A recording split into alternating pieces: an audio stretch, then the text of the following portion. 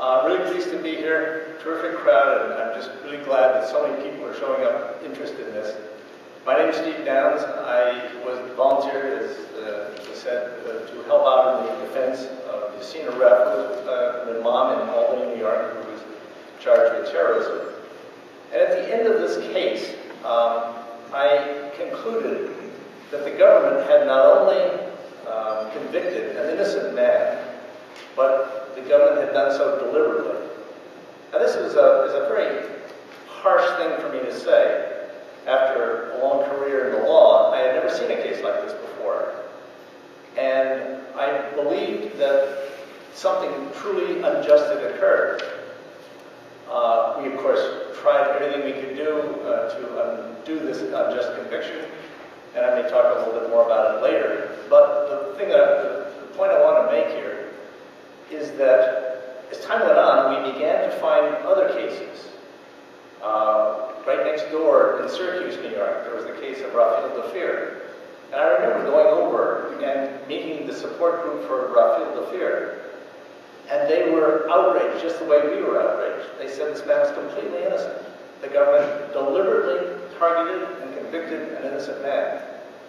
And as they began to explain it, we became confused. We said, that doesn't sound anything like our case. And then we explained our case, and they would say, well, that doesn't sound anything like ours. And finally, as we began to work on what was going on here, we began to realize that what the government was doing was it was preemptively prosecuting people. And this was a phrase the government was using, and this is something that we picked up on, trying to understand why we believe these people were innocent. The government was saying, in effect, there is a possibility that these people may become troublemakers. And in the post-9/11 climate, we are simply going to charge them with fake or contrived crimes and convict them and lock them up so we don't have to worry about it. This is so foreign to my way of thinking as a lawyer, I found it very hard to believe. And yet, there was a press conference after the Aref case was over, and the prosecutor was very proud of what they'd done. They'd framed him essentially in a sting operation in which he was given no information that anything was illegal in the state. And the press was giving the prosecutor a hard time, and they said, was Yassine Aref a terrorist? Do you think so? And the prosecutor was surprised and said, well, we didn't have any evidence that he was a terrorist, but he had the ideology. He had the ideology, and because we were concerned that of his strictness, his adherence to Islam, he might be sympathetic if a real terrorist came along, so we decided to take him down. So they were very open about it. This was not something that was hidden. Now, as we got into it a little bit more, we began to find cases all over the country. And so we formed Project Salam to try to document this phenomenon of the government essentially prosecuting and convicting innocent people to preempt them from possibly committing a crime in the future. And just as an aside, I was reading an article a couple of days ago by someone from the Center for Constitutional Rights who was sort of reflecting that since 9/11, our criminal justice system has become much more, very close to the Soviet system. If you remember, the Soviet system had no criminals. There were no criminals in Russia.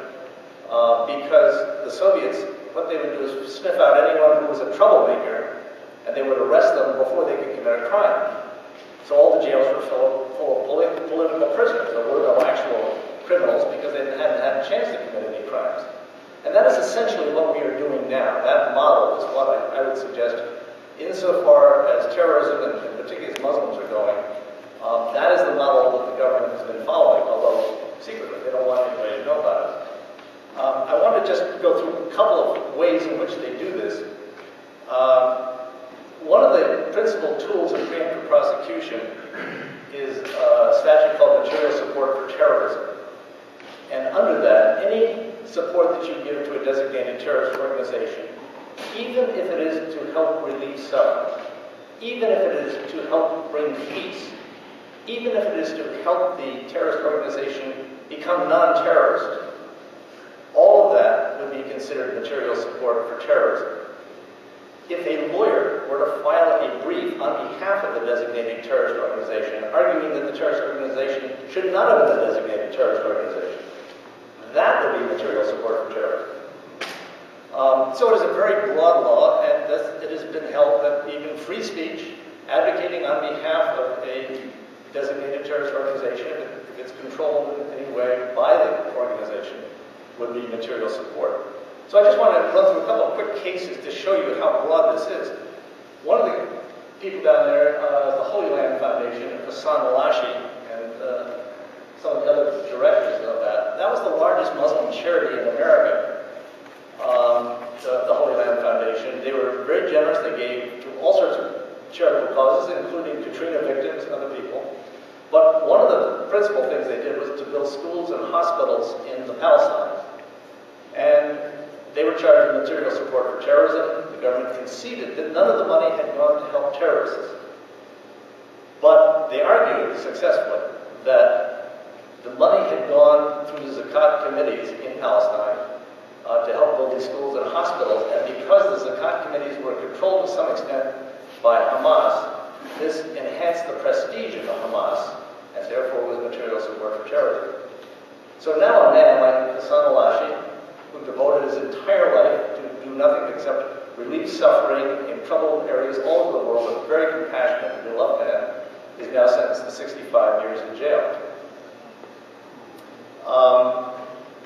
Now, I mentioned Darfur before, over in Syracuse. He was an oncologist who was an Iraqi, and he also was a very extremely compassionate man, had formed a charity to help the Iraqi kids during the embargo. There was a long 10-year embargo.